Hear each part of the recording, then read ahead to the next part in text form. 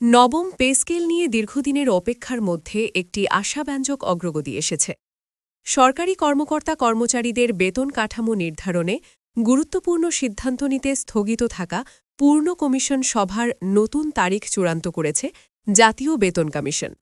সিদ্ধান্ত অনুযায়ী আগামী বৃহস্পতিবার ৮ জানুয়ারি দুপুর ১২টায় সচিবালয়ে কমিশনের সভাকক্ষে এই বৈঠক অনুষ্ঠিত হবে।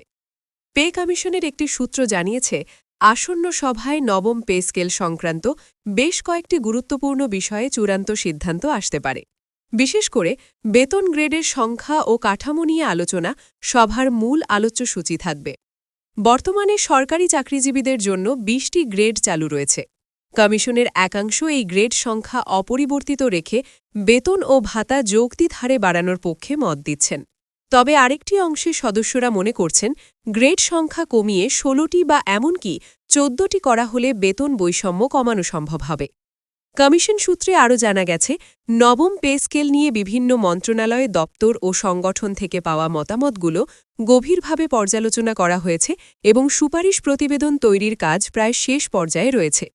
কিছু বিষয়ে সদস্যদের মধ্যে মতভেদ থাকায় এখনও চূড়ান্ত সুপারিশ জমা দেওয়া সম্ভব হয়নি।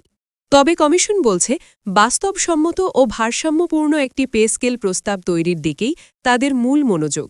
আসন্ন পূর্ণ কমিশন সভায় সদস্যরা ঐক্যমত্যে পৌঁছতে পারলে দ্রুতই নবম পে স্কেল নিয়ে চূড়ান্ত সুপারিশ প্রকাশ করা হবে।